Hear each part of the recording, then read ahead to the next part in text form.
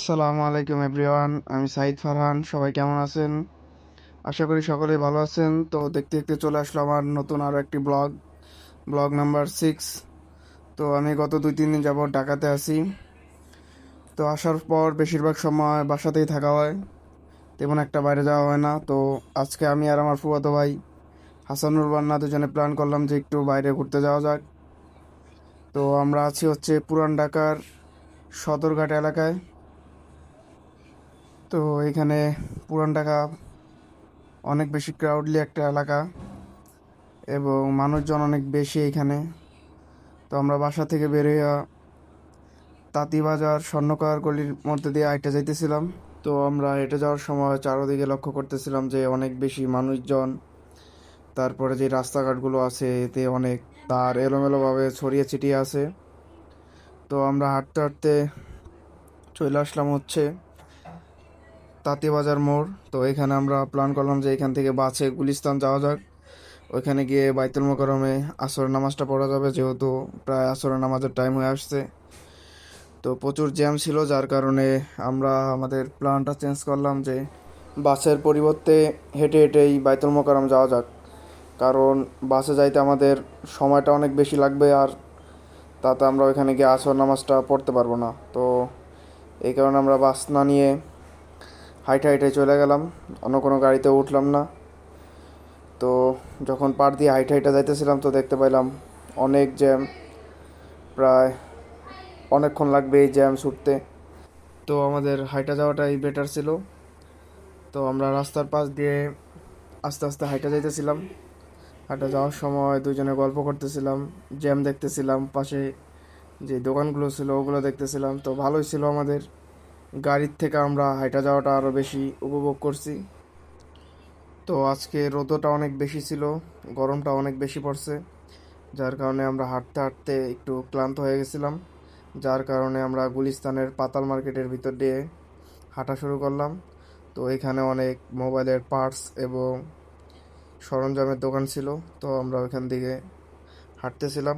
তো এরকমই হাঁটতে হাঁটতে আমরা এসে পড়লাম ঠিক বাইতুল মোকাররম মসজিদের সামনের গেটে। তো এরপরে আমরা মসজিদের ভিতরে ঢুকলাম, আর এরপর পরেই আমাদের আরও দুইটা বন্ধু সিজান এবং নাফি ওরাও আয়সা বললো। তো আমরা চারজন একসাথে বাইতুল মোকাররম মসজিদের ভিতরে ঢুকলাম। طويل الشوق يبقى في اغترابي فقير في الحياة من الصحاب ومن يأمنك يا دنيا الدواهي تدوسين المصاحب بالتراب وأعجب من مريدك. তো আমরা নামাজ শেষ করে রাস্তার পাশ দিয়ে হেঁটে যাইতেছিলাম। তো হাঁটার সময় হঠাৎ দেখতে পাই ঢাকা বিশ্ববিদ্যালয়ের কার্জন হল। তো আমরা যেহেতু রাস্তার অপোজিটে ছিলাম, তো বললাম যে রাস্তার ওই পারে কার্জন হলের ভিতরে ঢোকা যাক। তো রাস্তা দিয়ে যাইতে যাইতে হঠাৎ এক কাকার সাথে দেখা। কাকায় তো দেশের রাজনীতি নিয়ে পুরাই ফায়ার, তিনি পুরা মাথা গরমে ভাষণ দিতেছে। তো আমরা এইমাত্র হাঁটতে হাঁটতে ঢুকে পড়লাম কার্জন হলের ভিতরে। তো কার্জন হল হচ্ছে ঢাকা বিশ্ববিদ্যালয়ের একটি ঐতিহাসিক ভবন, যা বর্তমানে বিজ্ঞান এবং জীববিজ্ঞান অনুষদের পাঠদানের জন্য ব্যবহৃত হচ্ছে। এটি ব্রিটিশ আমলে নির্মিত এবং 1904 সালে লর্ড কার্জন এর ভিত্তি স্থাপন করেন। ঢাকা বিশ্ববিদ্যালয় প্রতিষ্ঠার পর এটি ঢাকা বিশ্ববিদ্যালয়ের অংশ হয়ে যায়।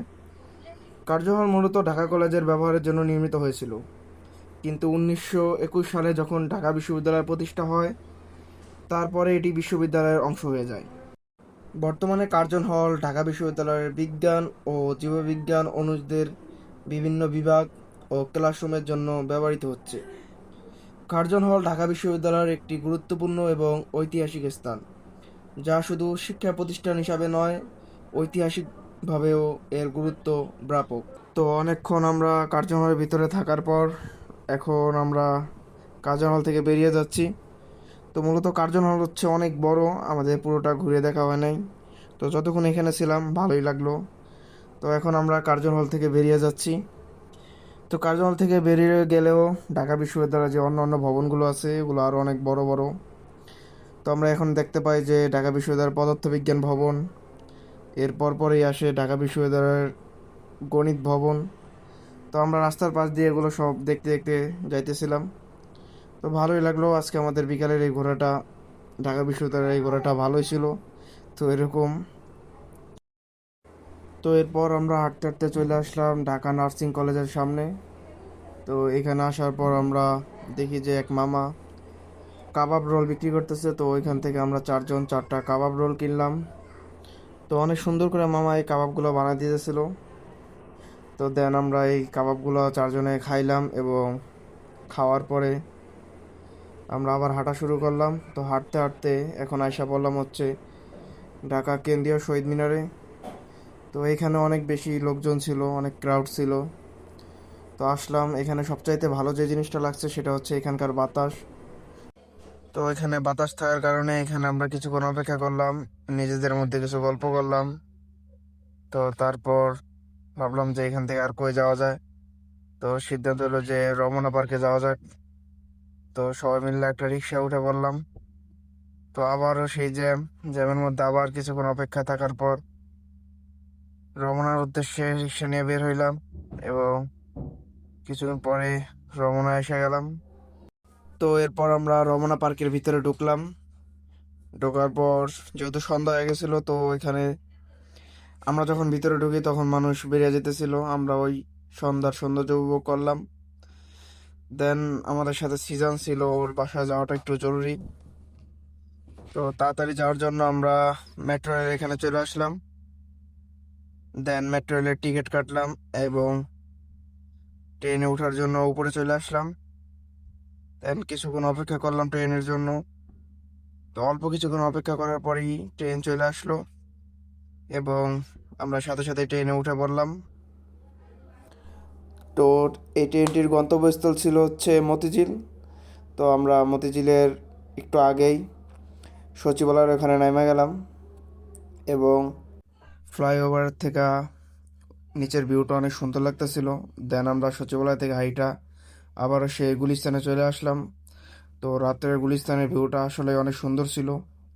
তো এখানে প্রচুর পরিমাণে ক্রাউড সবসময় থাকে। তো আমাদের কাছে যেহেতু অনেক সময় ছিল তাই আমরা হাইটা হাইটা সব কিছু দেখতেছিলাম।